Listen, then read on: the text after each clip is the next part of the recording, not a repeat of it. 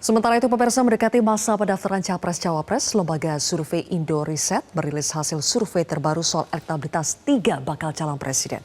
Apakah ada perbedaan signifikan pasca Anies Baswedan dan Muhaimin Iskandar mendeklarasikan diri sebagai pasangan pertama yang akan bertarung di Pilpres 2024? Dan benarkah ada perubahan suara signifikan di wilayah Jawa, khususnya Jawa Timur? Saya akan mengulas tren elektabilitas para bakal calon presiden bersama dengan peneliti dari Indo Riset.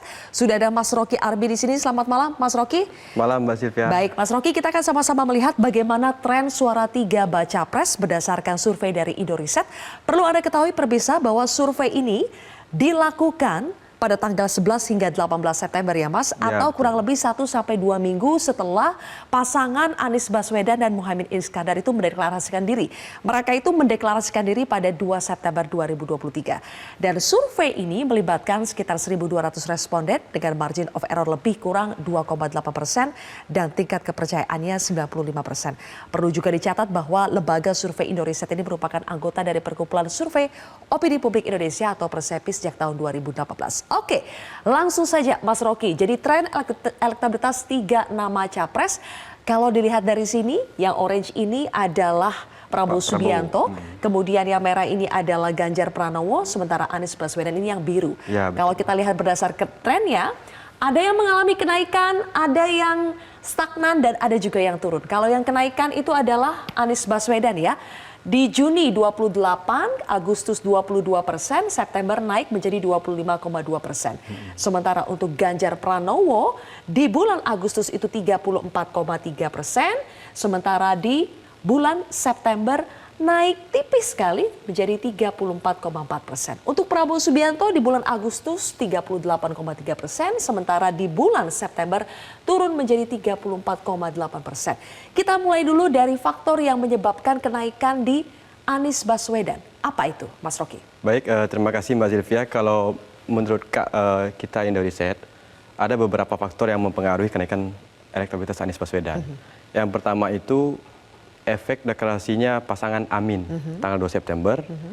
Yang kedua itu adalah efek naiknya suara-suara di Jawa, terutama Jawa Tengah dan Jawa Timur. Oke, langsung saja kita lihat ya kalau begitu bagaimana suara di Jawa. Ini kita bicara suara Anies di Pulau Jawa. Naiknya ada di mana saja, Mas Rocky? Yang pertama suara Anies naik di Jawa Barat. Di Jawa Barat. Oke, di sini ya. Iya. Di Jawa Barat 31,6%. Betul. Kita balik lagi. Nih kita lihat di Jawa Barat Anies 31,6%. Kemudian di Jawa Tengah. Jawa Tengah juga naik sekitar 14,4%. 6%. Kemudian di Jawa Timur, Nah, ini Jawa yang Timur ini signifikan cukup ya Mas? signifikan nih, benar. Dari 12,8 menjadi 22,2. Apakah ini faktor dari Gus Imin? Kalau menurut kami itu memang salah satu faktor adalah karena deklarasi pasangan Amin. Seperti kita tahu kan basis Caimin kan di Jawa Timur dan Jawa Tengah. Nah, yang pertama itu, yang kedua naiknya suara-suara ini itu mempengaruhi juga dari Jawa Barat. Jawa Barat, sebelumnya kan Anies 24,7. 24,7. Iya. Sebelumnya 24,7 ya? Iya. Oke, baik. Jadi ada kenaikan signifikan di wilayah Pulau Jawa, terutama di Jawa Timur. Lalu apa yang terjadi dengan selanjutnya Ganjar Pranowo? Kalau kita lihat Ganjar ini naik di Jawa Barat, tapi di Jawa Tengah yang notabene adalah basis politiknya Ganjar, itu turun jadi 65,6. Di Jawa Timur juga turun jadi 43,9. Apa yang terjadi di sini, Pak Sudi? Nah, ini memang cukup menarik, Mbak. Karena kalau kita lihat dari data ini, itu dari survei bulan Agustus ke September, itu suara elektabilitas Ganjar turun hampir 5%. Nah, sementara memang di Jawa Timur juga mengalami penurunan sekitar 2%. Nah, tapi memang di Jabar dan DKI sedikit naik ini Ganjar. Gitu. Oke, penurunan ini terjadi karena apa? Karena faktor sulitnya menentukan bacawa pres untuk Ganjar kah? Yang pertama itu menurut saya itu penurunannya salah satunya memang karena PDIP kesulitan mencari cawapres untuk Ganjar. Oke, lalu selanjutnya kita akan lihat lagi dari Prabowo Subianto. Prabowo Subianto di Pulau Jawa juga kita lihat Di Jawa Barat mengalami penurunan ya, padahal sebelumnya signifikan sekali 46, di bulan September 40,5, di Jawa Tengah dan daerah istimewa Yogyakarta juga turun, sementara di Jawa Timur juga turun hampir 8%. Untuk Prabowo Subianto, apa faktor yang menyebabkan penurunan ini? Nah, kalau kita lihat ini Prabowo di basisnya dikatakan Jabar itu kan basis Jabar dan Sumatera sebenarnya. Jabar ini cukup signifikan yang penurunannya ini, dari 46 ke 40,5%, sekitar 5,5% lah. Di Jateng juga turun, di Jawa Timur dan juga turun. Kalau menurut saya ini karena mungkin pengaruh Caimin pindah koalisi. Jadi yang tadinya di Jawa Timur dia cukup kuat. Betul. Jadi agak sedikit turun. Oke, karena sebelumnya Gus Imin ini berada di dalam koalisi awalnya Kebangkitan Indonesia Ya, Raya ya, yang sekarang sudah berubah ya, menjadi betul. Koalisi Indonesia Maju. Tapi kemudian Gus Imin berpindah masuk ke Koalisi Perubahan dan menjadi bakal cawapres dari Anies Baswedan. Mas, kira-kira momen kenaikan, stagnan, dan juga penurunan ini akan bertahan teruskah sampai masa pendaftaran Capres-Cawapres?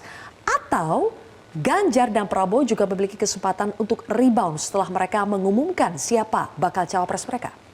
Kalau menurut saya, Mbak Zilvia, ini kemungkinan kan ini masih sangat dinamis nih ya. Karena kemarin hasil survei kita itu, swing voternya itu di angka 19,6%. Jadi pemilih yang akan mungkin mengubah pilihan itu sekitar 19,6%. Nah itu menurut saya itu ini memang kita katakan ini agak sedikit sengit ya, karena swing voternya masih tinggi, yang pertama, yang kedua masih ada waktu untuk mesin partai bekerja. Betul. Nah karena kan yang baru deklarasi kan pasangan Amin. Ya. Nah mungkin mesin partai baru masih pemanasan lah gitu. Betul. Nah tapi mungkin ketika nanti Pak Prabowo deklarasi juga siapa cawapresnya, PDIP pun juga begitu, Pak Ganjar juga deklarasi, itu kemungkinan kan mesin partai kan akan bekerja maksimal habis-habisan. Ya. Nah makanya kita kita akan tunggu bagaimana nih pengaruh suaranya ke depannya.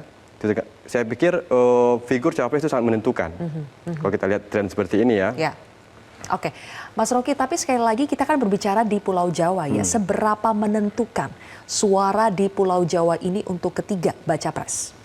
Nah seperti kita sering dengar, Jawa adalah kunci gitu ya. Nah memang sebenarnya sih kalau kita lihat, katakanlah Jawa Tengah itu basisnya Pak Ganjar ya. Ya. Kita akan kembali lagi ke slide yang paling awal ya. Kita akan lihat lagi tren kenaikannya.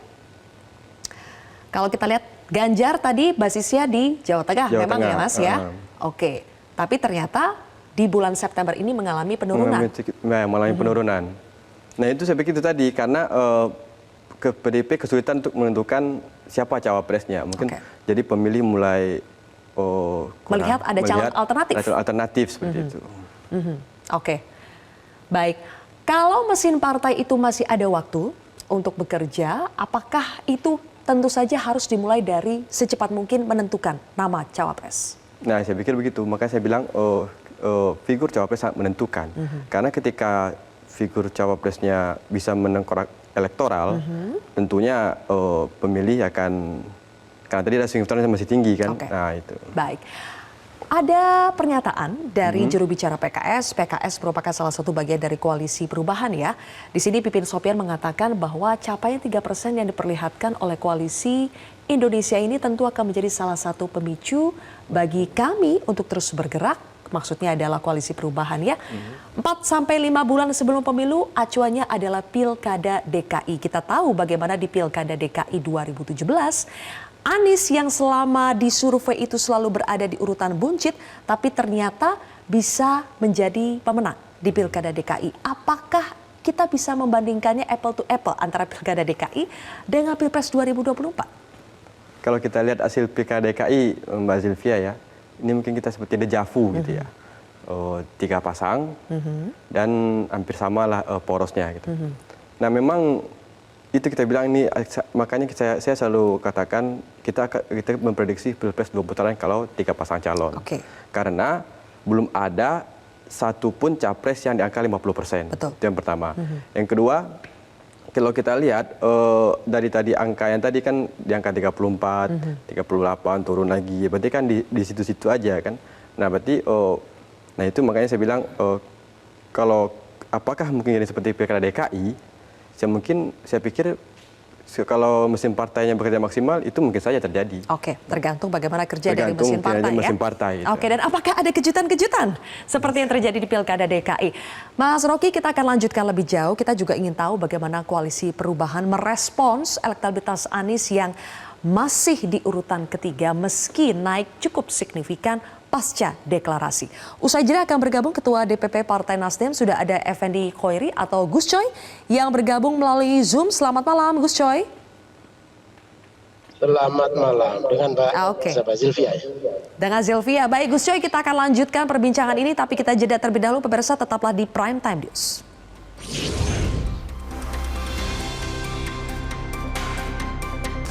Baik pemirsa, kembali lagi bersama kami di Prime Time News. Gus Coy, saya langsung ke Anda. Kita lihat bersama bahwa survei Anies ini naik, terutama ada kenaikan di Jawa Timur. Bahkan kalau dibandingkan bulan Agustus, kenaikannya itu hampir 10%. Ini sudah sesuai ekspektasi atau belum, Gus Coy?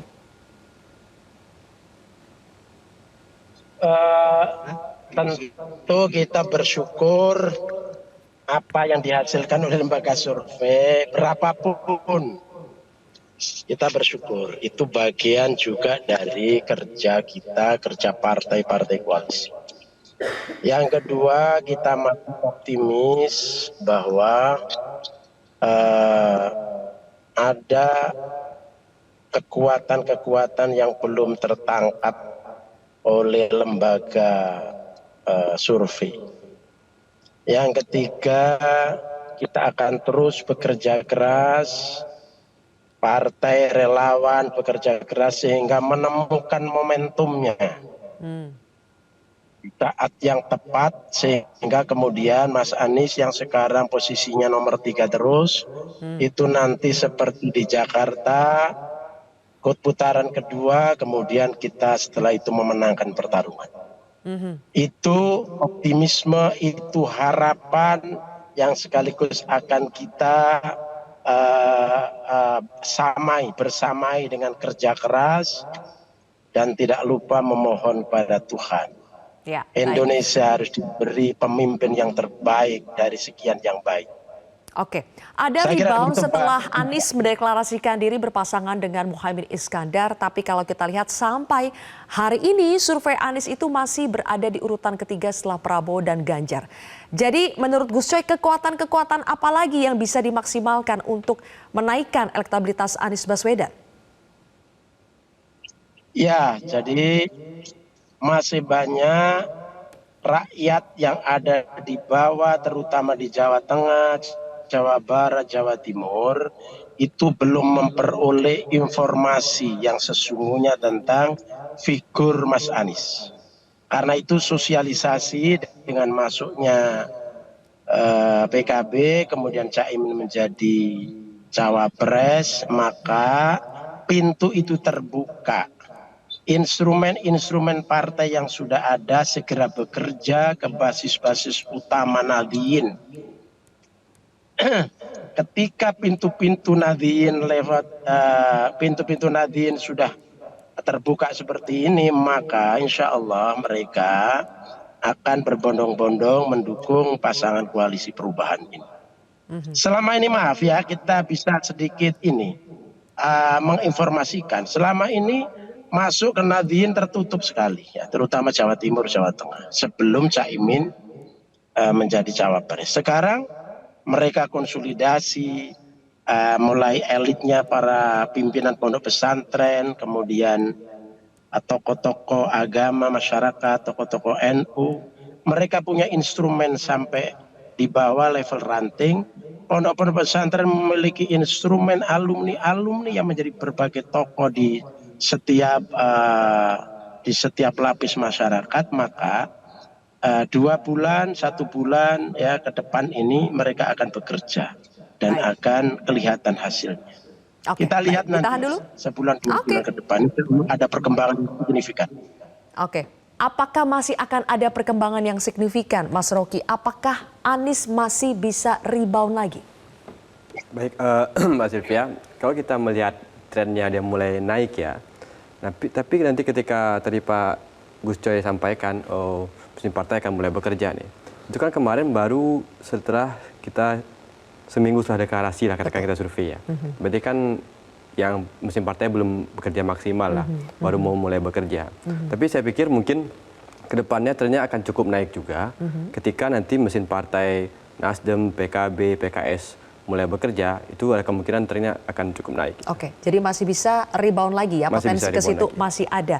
Tapi bagaimana dengan dua baca pres lain yang belum mengumumkan baca pres mereka?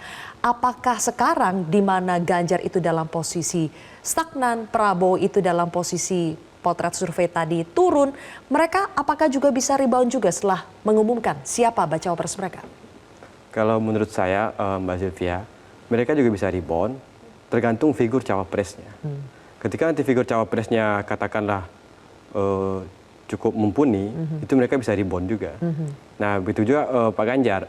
Kalau Pak Ganjar memilih cawapresnya yang ideal gitu ya.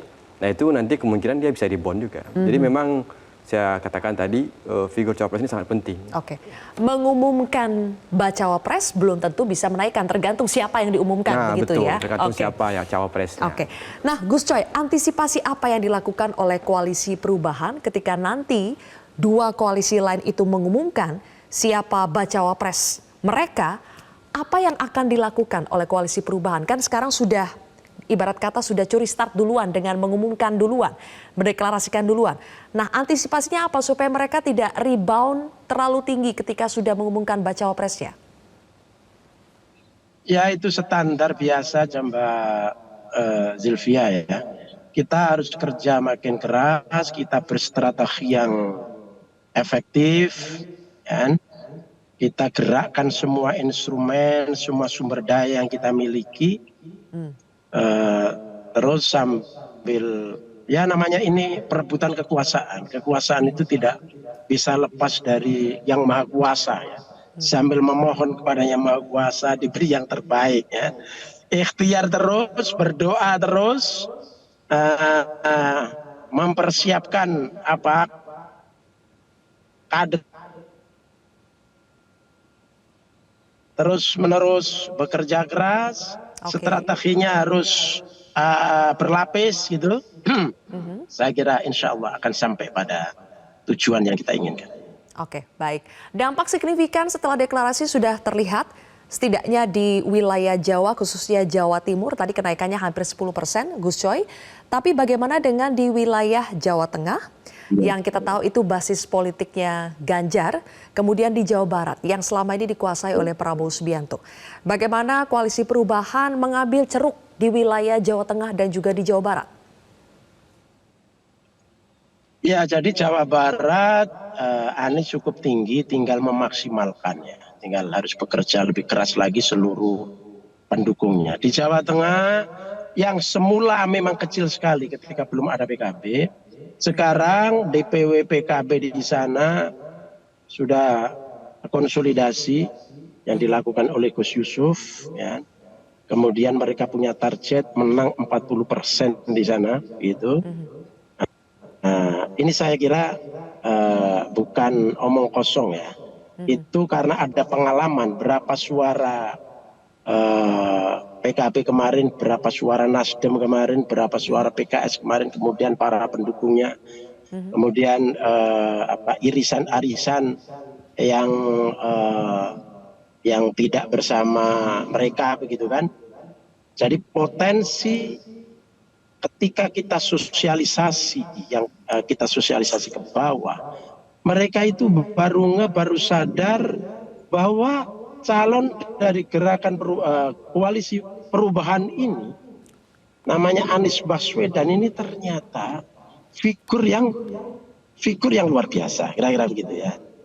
Karena selama ini kan distorsi, di framing bahwa Anies itu bahaya untuk NKRI, bahwa Anies itu kurang nasionalis, gitu itu kan framingnya kan, sehingga itu kemudian mempengaruhi. Nah, sekarang setelah ada instrumen relawan makin terbentuk di bawah, ada partai yang memang kekuatan Nadien seperti PKB itu, gitu kan, PKS mulai bekerja, itu cut-off itu terbuka, gitu. Jadi framing yang itu kemudian orang nggak percaya, oh ternyata selama ini tuh framing itu buatan dari orang bahwa Anies itu Wong Anies itu ternyata adalah cucu pahlawan nasional. Bagaimana dia tidak nasionalis?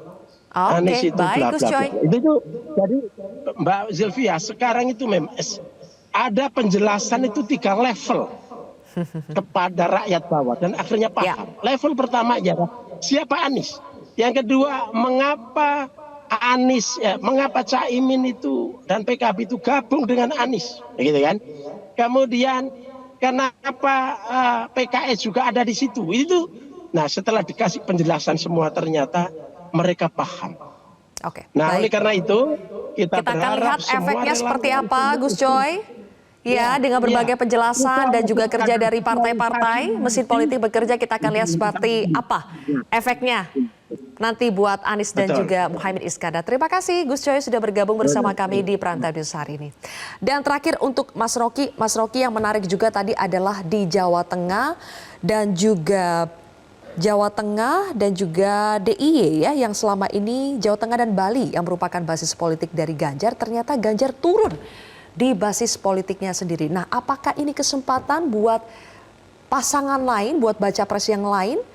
Apakah ini kesempatan untuk mengambil basis pemilih Ganjar yang berada di Jawa Tengah? Saya pikir Mbak Zilvia, ketika suara katakanlah lawan turun ya, tentu itu suatu momen buat pasangan yang katakan di sana dia agak lemah gitu ya. Itu akan momen untuk mengambil simpati pemilih di daerah tersebut. Jadi kalau katakan Pak Ganjar turun di daerah basisnya, berarti kan itu kan kesempatan untuk lawan-lawan capres yang lain untuk menguasai basis di sana gitu. Oke. Dan ini juga bisa menjadi peringatan untuk baca pres yang lain bahwa tidak selamanya basis yang selama ini sudah dianggap sebagai basis atau loyalisnya itu akan tetap loyal, begitu betul. ya? Saya pikir ini Mbak ya, hasil riset itu bisa menjadi semacam catatan untuk tim kampanye atau mungkin nanti juga sebagai warning lah.